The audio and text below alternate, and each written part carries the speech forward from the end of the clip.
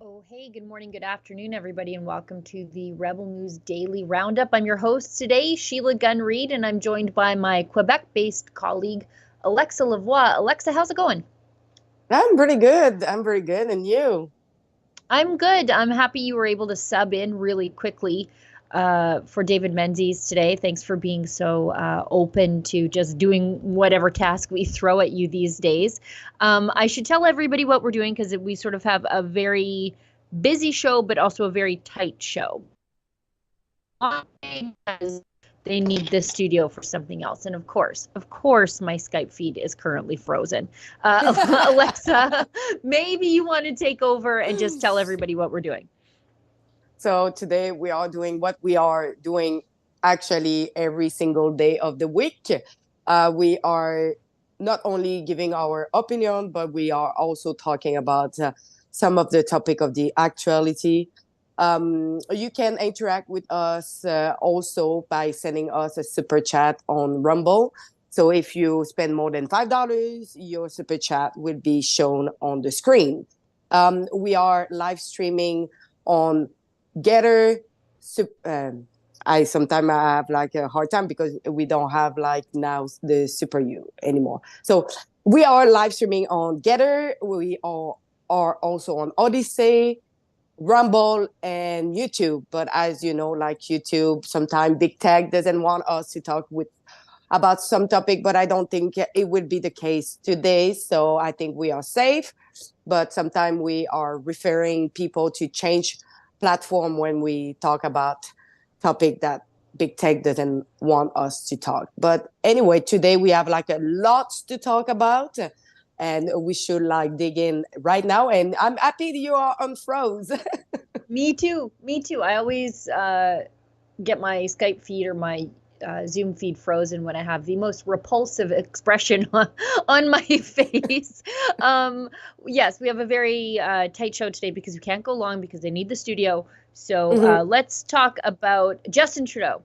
On the issue of Israel and Palestine, a clip yesterday where he affirms the right to free expression, excuse me, even for people he disagrees with, which is a new development for him all of a sudden. Let's throw to the clip and then we'll discuss.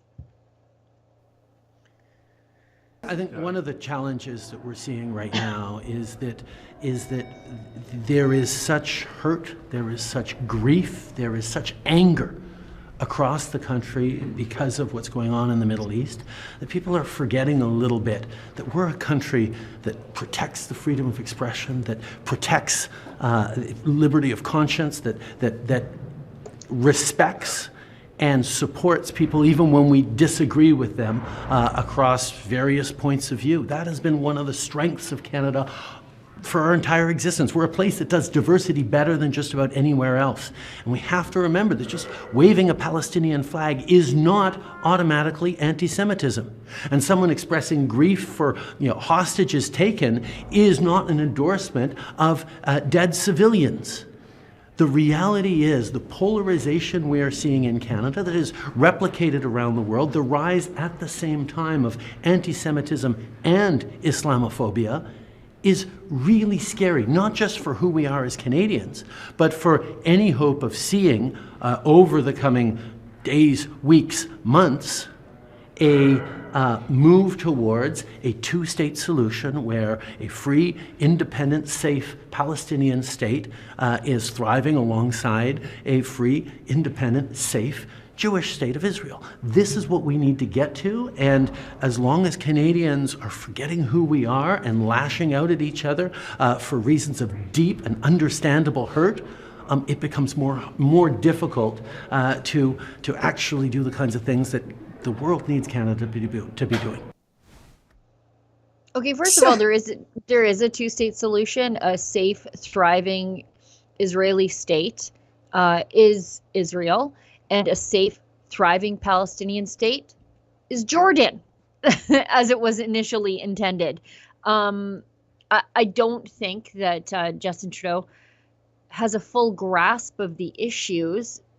Although, even if he did, would he have said anything differently? I don't think so. It's just interesting to hear him prattle on about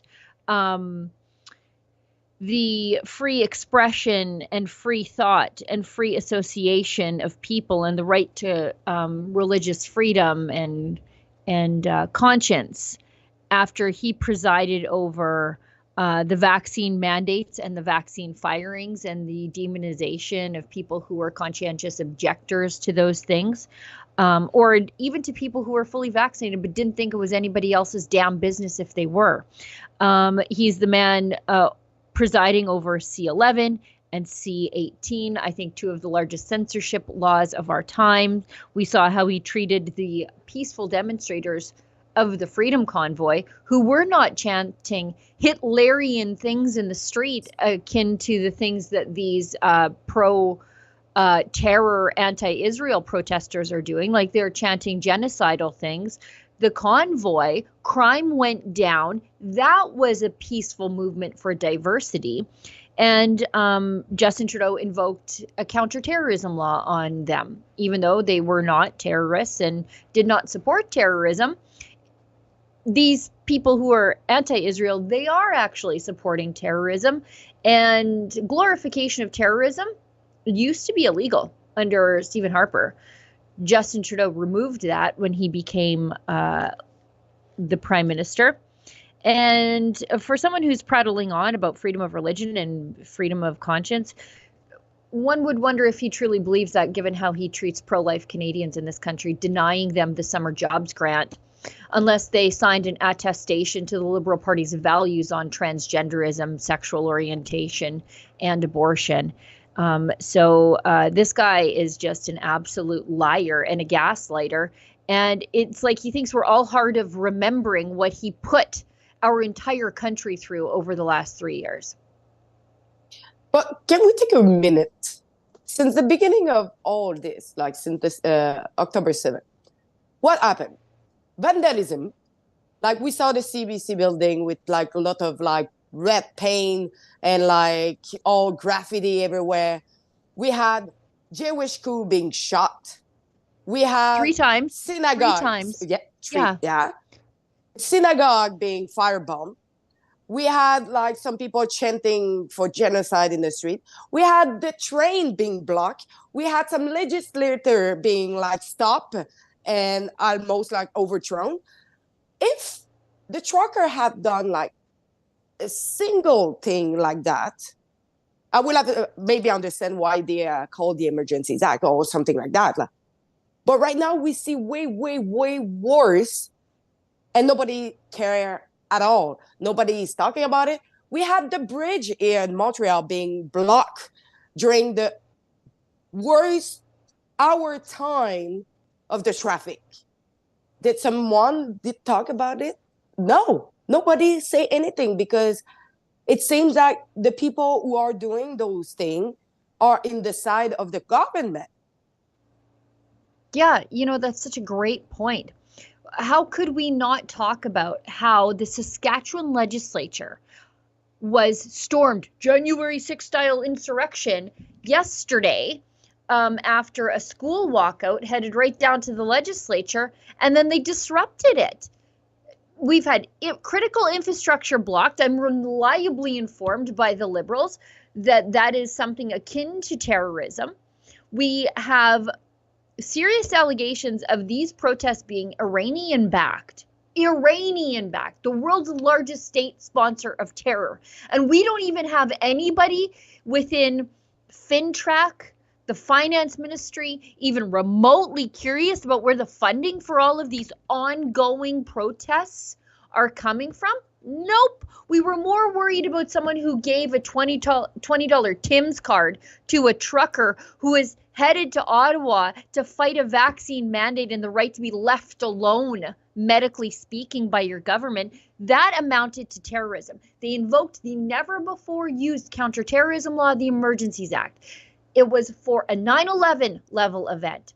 It was for a Pearl Harbor level event. And we didn't even use it when we had the Toronto 18 terrorists running amok in our country, where we had this like terror cell planning major infrastructure terror attacks. We didn't use that law then. We used it when Justin Trudeau faced his largest criticism, which caused him international embarrassment, the Freedom Convoy. And what we are seeing in this country, as Alexa points out, is these acts of terror and anti-Semitism all over the place, Iranian-backed, if not Iranian-funded, and nobody is doing a damn thing about it. Now, I'm all for peaceful protest, and especially for people I disagree with, but I am against the glorification of terror, calls for genocide in the streets, incitement to terrorism and violence. I don't want this world's largest state sponsor of terror funding any of it and getting away with it. We're just pretending, like you said, like 3 shooting attacks didn't happen on Jewish schools, that a synagogue wasn't firebombed. We're just pretending all of this. We're pretending that legislatures aren't being stormed and that critical infrastructure isn't being blocked. The treatment of this stuff versus the peaceful truckers, absolutely outrageous. I mean, and that's not even, the boycotting of Jewish-owned businesses simply for the crime of being owned or loosely associated with Jews. There's that flower shop in Ottawa that I think its greatest crime is providing flowers to synagogues as part of their business. And it was vandalized, and the hate crimes unit showed up. That the investigation's still ongoing there. We saw Chapters Indigo in Toronto just pamphleted with anti-Semitic posters. It's crazy. And Justin Trudeau is engaging in this whataboutism. Like, oh, we can't denounce anti-Semitism unless we talk about the rising tide of anti-Muslim sentiment. And it's like, no, we are in an anti-Semitism crisis, and hate crimes against Catholics were the ones that were on the rise last time Justin Trudeau opened his mouth about this kind of stuff, and churches got burned. But we cannot engage in any talk of reality unless we throw everybody into the mix. But the only problem with the trucker is because the trucker were going against what the word that Mr. Trudeau was saying, like what he wanted to impose. Instead of like now, it's an external conflict. People are not against Trudeau, in fact, they are against Israel. So for Trudeau, it's like, oh, you know what? They have the freedom of expression. We will not interfere on that. And I think it's really good in a democracy. But I'm sorry, you're a tyrant. You're not like someone who actually promote democracy. You're actually like the opposite. If it comes like against what you're saying, this is the real problem for you. Yeah. Yeah. The terrorism in the counterterrorism law, the Emergencies Act, was terrorizing Justin Trudeau and his poll numbers. That's what it was. Let's move ahead to this clip from Pierre Poilievre. I don't know who the journalist was that asked this question yesterday, but shame on that individual. Yeah. Because what they tried to do was buttonhole Pierre Poilievre on the issue of free speech. And last time the Conservatives were in power, they found a way to protect free speech, but also outlaw the glorification of terror. And yesterday, this reporter asked Pierre Poilievre a question. You'll see it and see if you get the same sense that I do as you watch it. I think Poilievre did a pretty good job threading the needle, although he could have said, yeah, I'm for free speech, but the glorification of terror should probably have stayed in the criminal code. But let's show this clip, and then we'll talk about when I first saw it yesterday, when you first flagged it to us, what my initial reaction was. Vous êtes beaucoup pour la liberté d'expression. Qu'est-ce que vous pensez ces jours-ci quand vous voyez des étudiants en droit, des étudiants en médecine qui se font suspendre de leurs études, voire écarter parce qu'ils ont osé prendre position pour les Palestiniens dans le conflit en Israël? J'ai pas vu ça. Ben voyons, c'est partout dans les médias. OK, j'ai pas vu ça. Alors, ça ne vous dérange pas? On vous en informe. Là, il y a des étudiants qui se font enlever à l'Université d'Ottawa, par exemple. Vous pensez de quoi? De la liberté d'expression en ce moment, la capacité d'exprimer un appui pour les Palestiniens? Je suis pour la liberté d'expression. So I can see on my side if we showed the subtitled version. I'm just going to assume that we did. But basically, the reporter asks, like, how do you feel about these people who are being expelled because they are pro-Palestinian? And, Pierre Poilievre says, look, I support free expression, which is not controversial if you're a conservative. I would like to have heard him say, yeah, I support free expression. I don't support the glorification of terror or support for outlawed terror organizations, Hamas. But what we saw happen there was a reporter completely downplay what is really happening on these university campuses. They are attacking Jewish students. They are glorifying an outlawed terror organization, Hamas, making excuses for Hamas, celebrating what Hamas did on October 7th, and making calls for genocide. And some of them are getting expelled for it. And and the reporter basically said, oh, they're just getting expelled for being pro-Palestinian. No, that's something much different than being pro-Palestinian. And I have a proof just right there, because you remember in Concordia when like the big interaction between the Israeli supporter and Palestine supporter happened. There in the crowd of the Palestinian supporter, there was a teacher a teacher from l'Université de Montréal, l'Université de Québec à Montréal. And his name is Yanis Arab. And this teacher is supposed to be like someone who is really expert in Palestine. But he said to like the student, go back to Poland, Sharmuta. And Sharmuta, we know what it means. It means whore in English. And afterwards, he posted another thing on October 8th, showing like what the Hamas used for and going to the other side. And so what he's saying, like Palestinians were able to unblock the code, GTA code, to infiltrate themselves on the enemy territories. Wow, incredible. With a heart. Yeah. Like this man is a teacher at the university in Montreal. now is under investigation. It's what it's all about. It's not about like he stand for Palestine. He is standing for Hamas and terror attack. Yeah, the rape and butchery of women and children and civilians. The more we hear about what happened on October 7th, the more horrifying it gets. And it wasn't just, Hamas operatives. It was civilians celebrating the butchery of Israeli civilians. It was doctors in hospitals who at least looked on and kept the lie and never told anybody that Israeli civilians were being kidnapped into Gaza hospitals. And they never said a word. And now those surveillance tapes are out there. And this is the stuff these people are celebrating. And if they lose their jobs, I couldn't care less. And shame on that reporter. Shame on that reporter for doing her best to whitewash the reality of what is happening on these university campuses.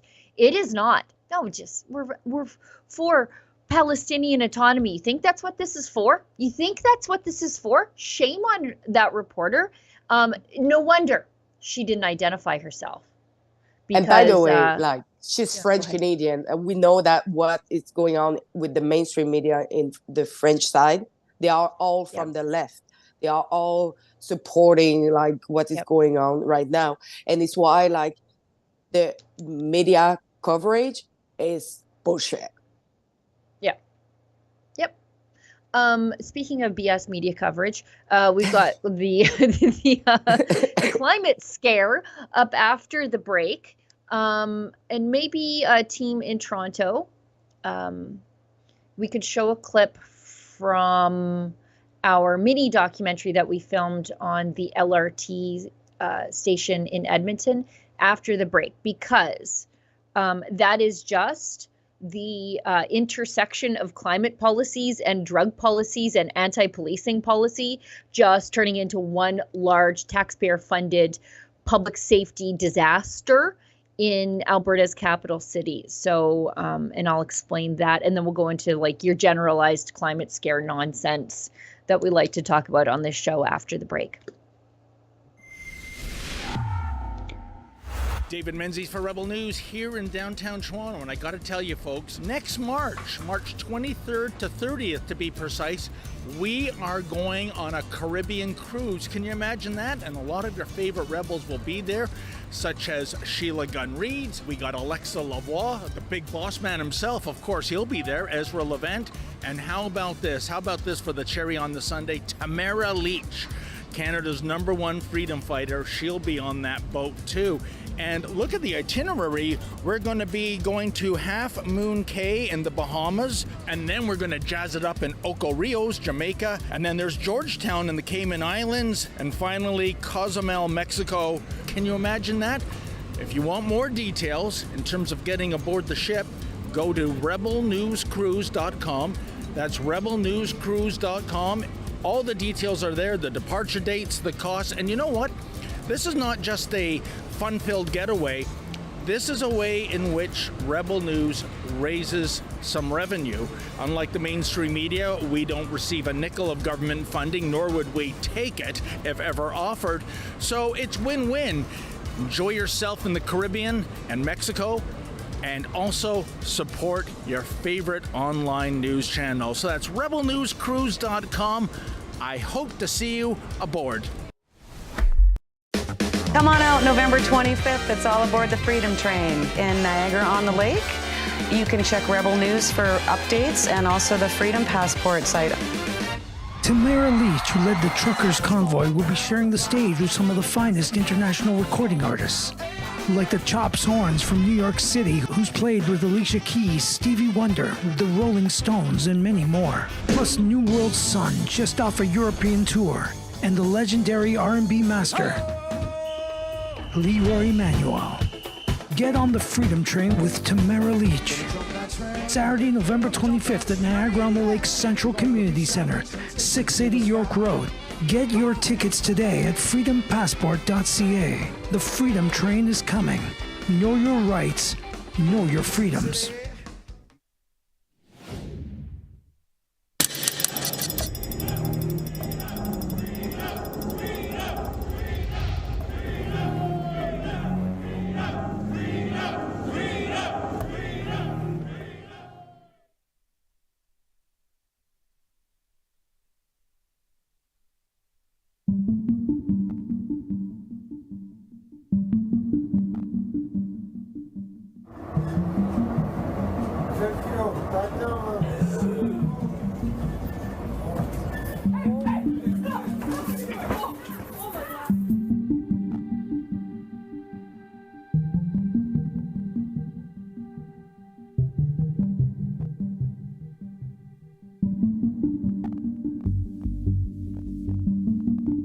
See, this is Coliseum just after 3 o'clock.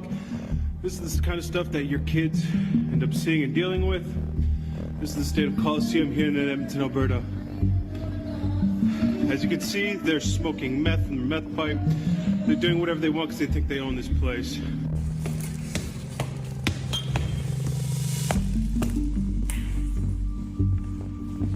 There's also a major concern on transit as we're getting some new data showing how concerned riders are about violence and how dangerous trains and buses have become.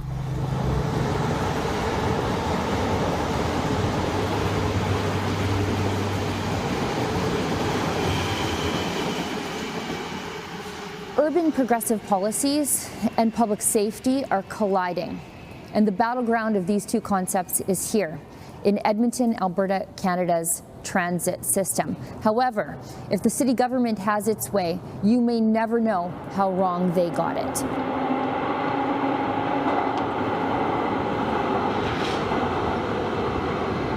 The city has just issued a new directive banning journalists like myself and my videographer Kian Simoni from reporting in the LRT system, the light rail transit system. The city cites safety concerns. Apparently for the city, their safety concerns are the public finding out just how bad the social decay is in the LRT system. So what I'm doing right now and what my videographer Kian Simoni is doing right now is technically against the rules, but journalists should not ask the very people who caused the problem of social decay for the right to report on it. Let's give a backstory about how we got in this mess in the first place. This all began in 2021. It's a call that's been growing among the calls for changes in policing, defunding the police. They cut the policing budget. Okay, Wow. so that is our mini documentary short form feature called Dope Train, and it documents how you would think in a conservative province that we would be getting this right, but we're not, because this stuff comes from progressive cities. And the city of Edmonton's mayor is a failed Liberal cabinet minister named Amarjeet Sohi, who launched a war on cars and then a war on police, and then enabled the drug addicts in the downtown core. And this is what you get. And the good news in all of this, despite the fact that basically billions of dollars in public infrastructure is basically unusable if you care about your life, the province has stepped in and deployed provincial sheriffs to the LRT stations to clean it up. And you could see them in action in our documentary, trying to make this place safe for your kids who need to get home from university and technical school. And if you live and work in the downtown core, you deserve to be able to use the infrastructure taxes pay for without being attacked by a meth head with an ice pick, as was the case. And that one attack prompted the province to step in. So anyways, if you want to see our mini feature called Dope Train, it is on our YouTube channel and also on our Rumble channel. So anyways, I'm kind of proud of it. And Kian did a great job. It's crazy how the politic of Justin Trudeau have just made everything worse.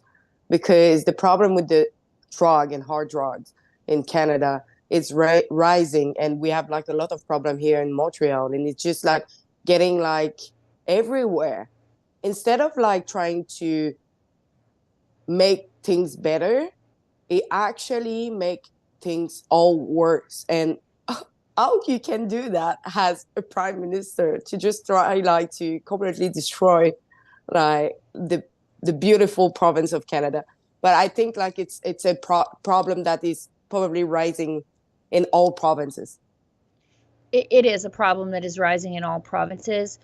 Again, luckily for us here in Alberta, we have a provincial government that is focused on public safety, focused on getting people the treatment they need rather than enabling their drug addictions right into the grave. And we have a province right next door who is taking the completely opposite approach than we are here in Alberta. So we have something to measure our successes and failures against. In British Columbia, they've basically legalized all the hard drugs. They are enabling the people in their downtown core right into the grave.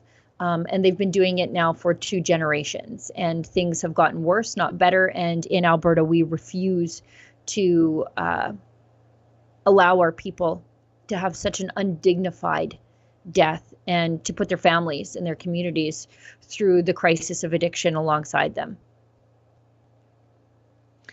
But yes, the worst part is, the reason I brought that up in our climate change section is because Edmonton has a war on cars. And so they've spent all this money on the LRT system. And the war on cars is really everywhere, because the war on cars is really a war on your personal freedom. If you have a car, you can just get in your vehicle and go. Like, you can leave where you're at. And you know, it's real easy to put people into the ant farm of a 15-minute city if you have made it almost impossible for them to get in a car and leave it. And because of that, they have this LRT system that is basically unusable because of green energy. Their green energy sort of idea is hitting the wall with their anti-policing, pro-drug ideas. So that's the climate crisis and all other progressive policies just packaged into one rapidly unfolding disaster. But there are some wins. As I said, we're winning a little bit of this in Alberta because our province has stepped in to deal with the drug crisis. And the feds have recently lost their ban on plastics because it's unscientific and crazy to say like that plastics are toxic. Okay, then why do we use them for everything in medicine? And why are we packaging food in it, right? Like, it's so stupid. But Justin Trudeau's government, Steven Guilbeault, the losingest man in politics these days, he owes us a $20,000 judgment for blocking us on Twitter. He lost the anti-pipelines law, which was just overturned maybe a month or so ago. And now he's lost in court after a judge told him, yeah, like, plastics are not toxic. You hold a little plastic box to your phone all day, or to your head all day long, and you don't seem to be dying. But like with his anti-pipelines law that was just struck down, he plans to go ahead with it anyway, because that's what the Liberals do. They ignore judges and just do whatever they think is best for them, because they have no regard for the law or Canadians whatsoever. No, they prefer a paper straw in a plastic cup.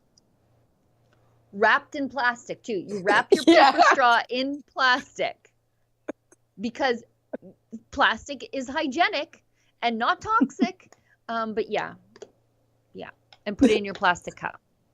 And by the way, I use my straw in paper, like, it actually lasts a minute, not even. Yeah, I take a handful of them, by the way. I don't know if has anybody had a Subway salad lately? I don't eat bread really, so I just turn all my Subway sandwiches into just a salad and put it in a bowl. Yeah. And then they give you a fork. The forks they have are paper. How long do you think a paper fork lasts in like a gloopy salad that I have covered in all the fatty dressings? Like, it's the dumbest thing ever. I'm using like 6 forks to get through a salad, but I'm going to start bringing my Swiss Army knife, which is going to make everybody in the subway uncomfortable when I take out my jackknife that has the fork attachment and start stabbing my food. But what am I supposed to do? And by the way, eating with like a wood cutlery, it tastes so bad. Ezra was complaining about that over the weekend when we saw him at Rebel Live. He hates the like bamboo cutlery, which I am sure is not as environmentally sound as just good old fashioned plastic. I'm sure it's not. But yeah, it does, and it doesn't slide in and out of your mouth the way like good old fashioned plastic or stainless steel does. I don't know. It's one of the dumbest things this country has ever done. And so inconvenient. I maybe thought about bringing my reusable bags to the grocery store like 3 times in the entire time since the ban kicked in. So every time I go to the grocery store, like I have a family of 5, sometimes 7, because my in-laws live here too.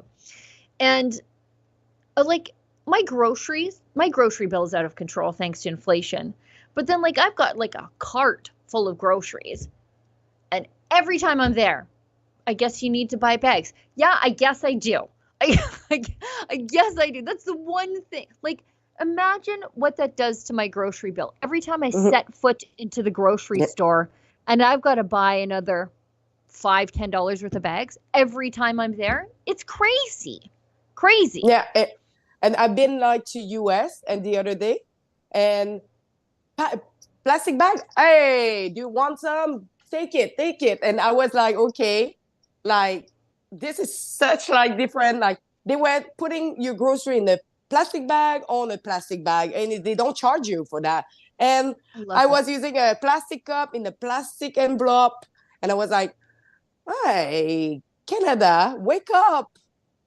Yeah. And you like, I'm pro plastic because it's an inert, it's an inert petrochemical. When you're done with it, you just burn it and actually can use that for energy because it's a petrochemical. It's like burning oil.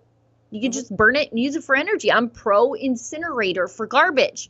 It's better than us just dealing it at like digging a hole in the ground and just covering it over and leaving it for other generations to deal with. It seems kind of lazy. Why don't we just burn it for electricity and charge our iPhones with it? But no, the environmentalists say we have to bury it in the ground. Because that's the better thing to do. Anyway. Because at the end of the day, it doesn't get disaggregated. Like, it stay in the ground for a long time. So why we don't use that as another purpose? Do you know what? They actually do that in Burnaby, British Columbia. One of those places where the protesters turned up to protest a pipeline. And I'm like, you guys know you have a garbage incinerator here, right? Where you use the energy from all your plastics burning for electricity, and you don't want a pipeline. I just, if I weren't so against working for the government, I would try to get a job with the Environment Ministry. Just try to change things, just burn the whole place down from the inside with my practical ideas. We've got a video from Steven Guilbeault, the losingest politician in the Liberal government, who says that the more people get to know Pierre Poilievre, the less they're going to like him. And they're not going to like him because he has practical ideas about climate change, as in taxes don't change the weather. Let's show this video and then we'll talk about why this is just another big L for Steven Guilbeault. I can't comment something I haven't seen, but what I can say is that I think as Canadians get to know better Pierre Poilievre and understand better his positions on many of these things, whether it's protecting the environment, whether it's fighting climate change, I think more and more Canadians will grow very concerned about what they're seeing, and the idea that someone who aspired to become Prime Minister of Canada doesn't even believe in climate change, let alone put any measures in place to fight climate change, and would just tell communities and municipalities affected by climate impacts, well, tough luck, because we're not there for you. We're going to make pollution free again. We're going to make it easier for big polluters to pollute even more. I don't think Canadians would be very happy about that.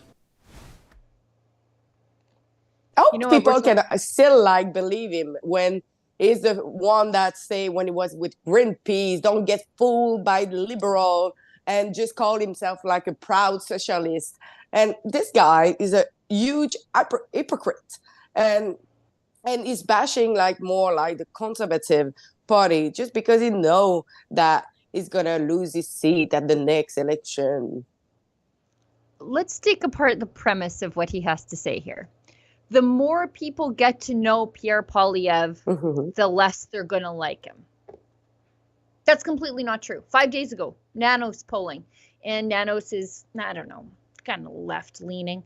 But the Liberals are trailing Pierre Poilievre's Conservatives in Power Index.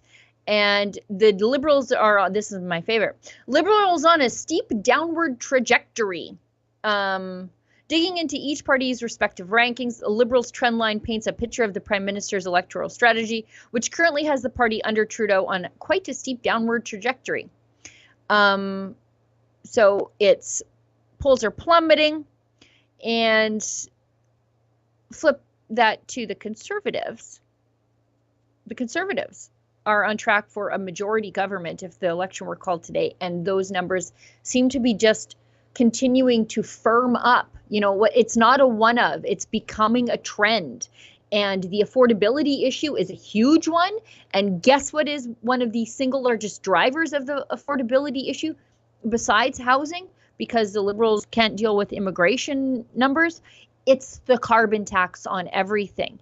And so the Conservatives right now are equal or better than Stephen Harper and his popularity at the height of Stephen Harper's popularity, when he was serving up red meat conservative policy ideas like sticking it to the Kyoto Accord, never bringing in a carbon tax, and canceling the gun registry. And so, you know, gun rights is a huge issue. It's a huge fundraising issue for the Conservatives. And so, yeah, I mean, I guess the premise of his whole statement is debunked by Liberal polling. Once again, my face continues to freeze in the most grotesque of grimaces when my Skype goes down. But yeah, like the more conservative or the more Canadians get to know Pierre Poilievre, the less they believe the Liberals on Pierre Poilievre and the less they believe the mainstream media on Pierre Poilievre. So I don't know. The longer the Liberals try to hang on to power, I think the worse it's going to get for them. But they don't really have another exit ramp because they can either lose the election today or they can lose it in 2 years from now. But they're definitely going to lose that next election pending some sort of catastrophic scandal with the Conservatives. And I think right now Canadians wouldn't even care about a catastrophic scandal. They would vote for the person who would be like, you know what, I'm going to make life a little cheaper for you. Regardless. Yeah. But honestly, that's why people voted for Trump. They didn't care about his scandals. They're like, affordability, jobs. Okay, sounds great. But I think like Pierre Poilievre should probably focus a little bit more on Quebec, because since Quebec have like really leftist like mainstream media, the distortion of the image of Pierre Poilievre can play against him. Because I don't know if you saw, but in a recent poll, we saw that Quebecers still like support a lot Trudeau. And I was really shocked to see that, because I was like, I do not understand what is going on in the head of Quebecer to still support this man. But I was just thinking, yeah, mainstream media, of course. Yeah. Frankly, I'm cheering for the NDP party in Quebec. And I'm very sorry to say that to you. But I think that is probably the only place that they're going to make inroads if they get a new leader.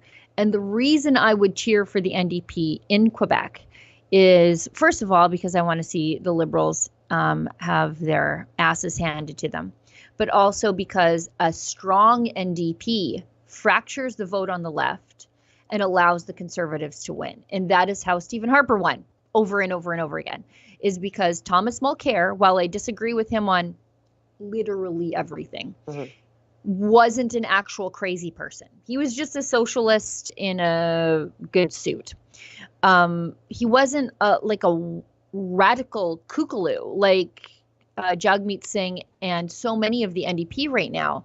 And so a lot of the more I can't even believe I'm saying this, the more reasonable NDP voters who are not wild-eyed lunatics, their votes have coalesced around the Liberals.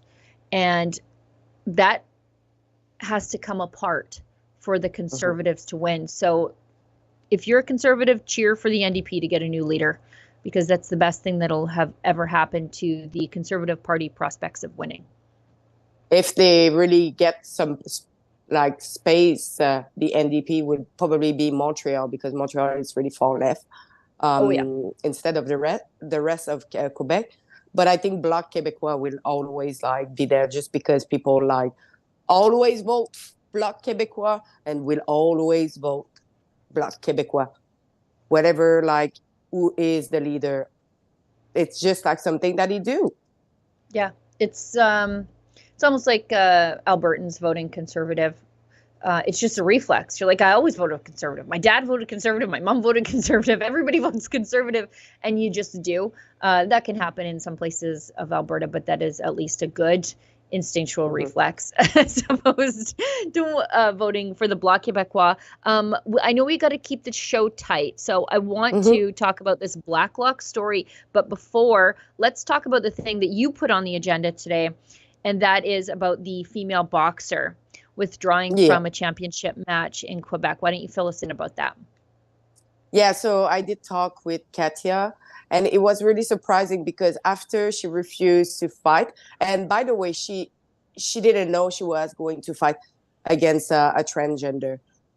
She 1 hour before she got into the ring, she received a text, but not her, but a coach received a text saying that, oh, but you know, like, your opponent, her name, like Mia, it's not the name that she's always had.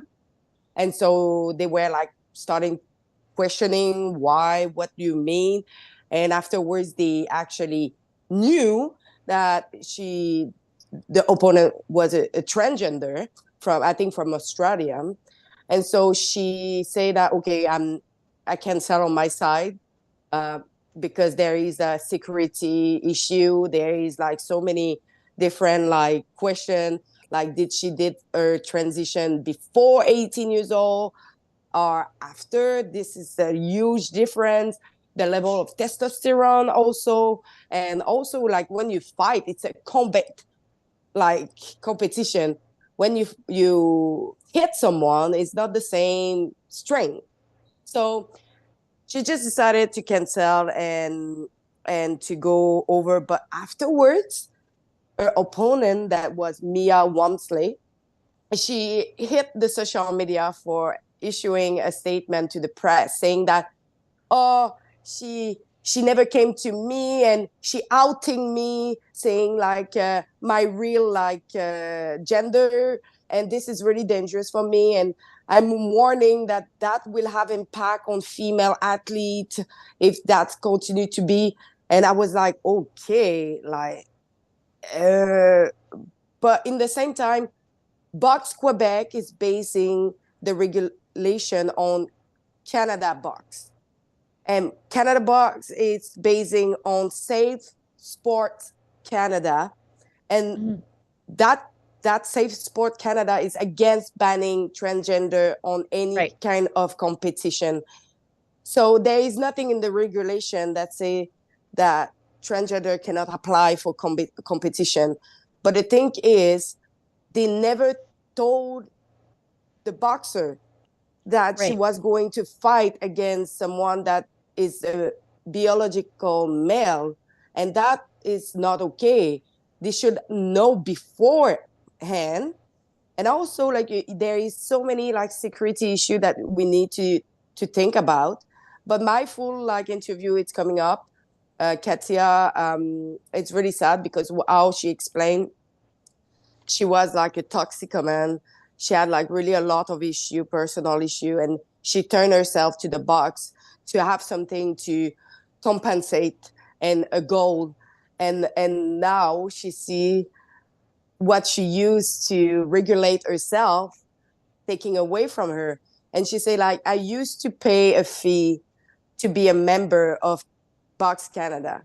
And she say, like, I'm not going to pay anymore. Like, why I will pay for doing like championship when the high risk that I'm going to have a combat against a transgender, and this is unfair. Yeah, we saw the same sort of stuff used against April Hutchinson, the Team Canada powerlifter, who spoke out after a man named Ann Andres started mocking women online because he was more powerful than them. And of course he was. He underwent testosterone-induced puberty. He's got a bigger heart. He's got bigger lungs, bigger bone density, more muscles. That's just what happens. And when he started mocking his female competition, April filed a complaint. Her complaint was ignored.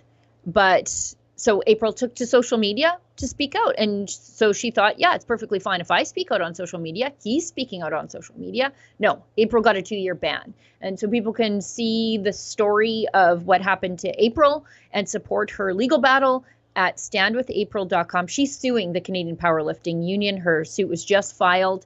And the guy who was in charge of the CPU basically said, don't blame me. I'm just trying to bring the CPU's policies in line with Safe Sport Canada. There's no obligation for him to bring the organization in line with Safe Sport Canada. He just doesn't have to.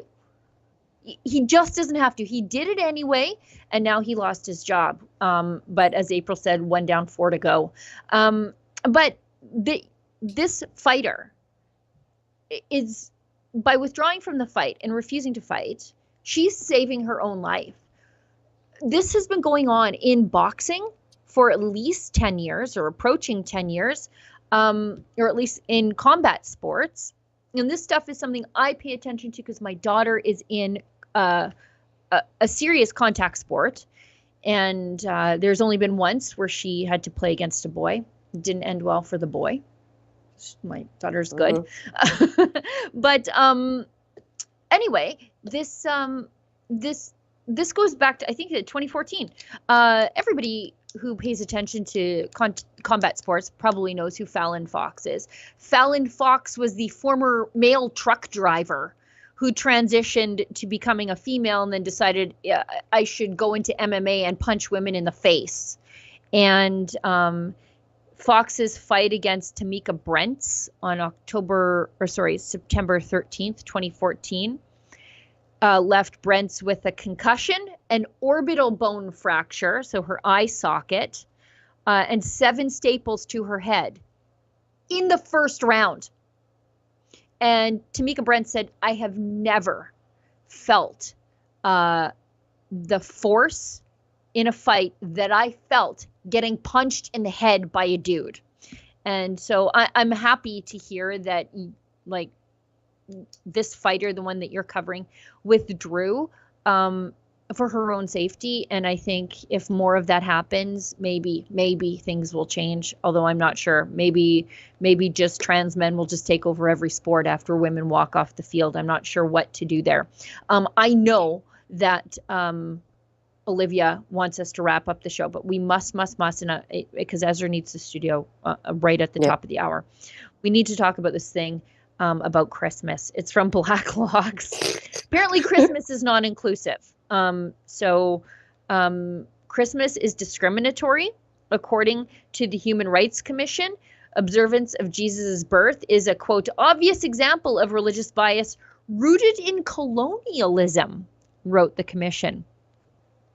I saw this thing yesterday where I saw it on, I think it was on Instagram, and it was this person. I wish I could go back and find it. One of our writers, Alex Dollywall, who is Muslim, sent it to me, a Christian, because we're that kind of company. And it was kind of like, Sheila, look how stupid these people are.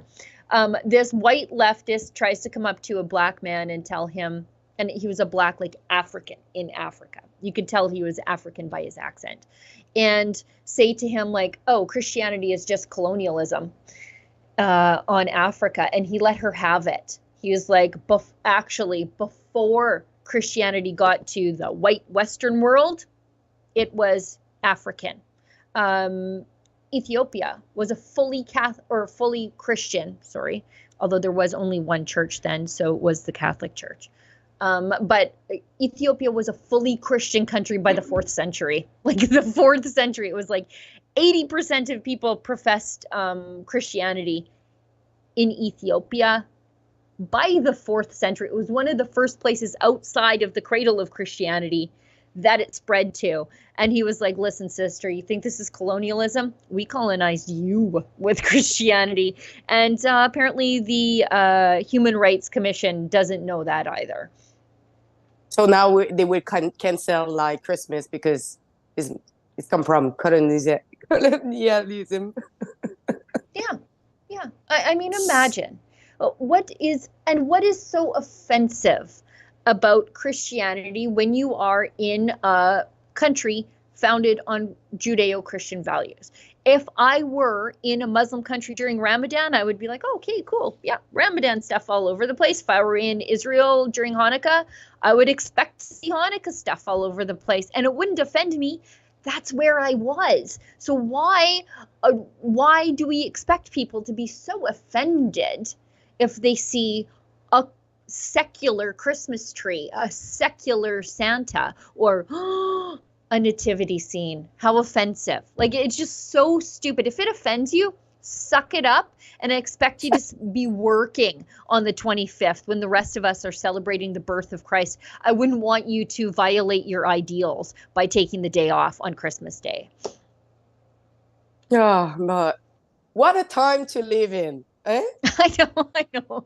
What a time to be alive. I think about that for the last 3 years. My kids, like my grandkids, are going to be like, Grandma, tell us about the COVID panic. Tell us about the climate scare. Tell us how your politicians thought taxes changed the weather and that little boys could be little girls just because you changed their pronouns. Like, I look forward to the day where I can tell people about the madness that we all live through. Progressive. It's progressive. It's progressive. Let's go we have through a couple of quickly.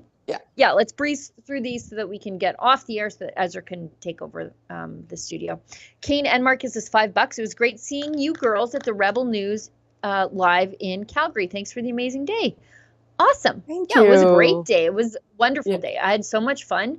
I didn't get to experience it with everybody else because I was sort of emceeing the thing, but I think it went well, and we had a warm reception. And thanks to all the volunteers, by the way, everybody who flew in to help, and everybody's spouses who were gang pressed into running the merch table. That was great. Thanks, everybody. Plum Duff 69 says, you look lovely when you're frozen, Sheila. No worries. Sure. You're lucky. At least you can look good when you're frozen. Yeah, you know what? It's fine. I appreciate the compliment. I know it's not true, but thank you for the sweet lie. Just in case, you just keep smiling and you just talk like that, just in case. Yeah. Smile like a crazy person.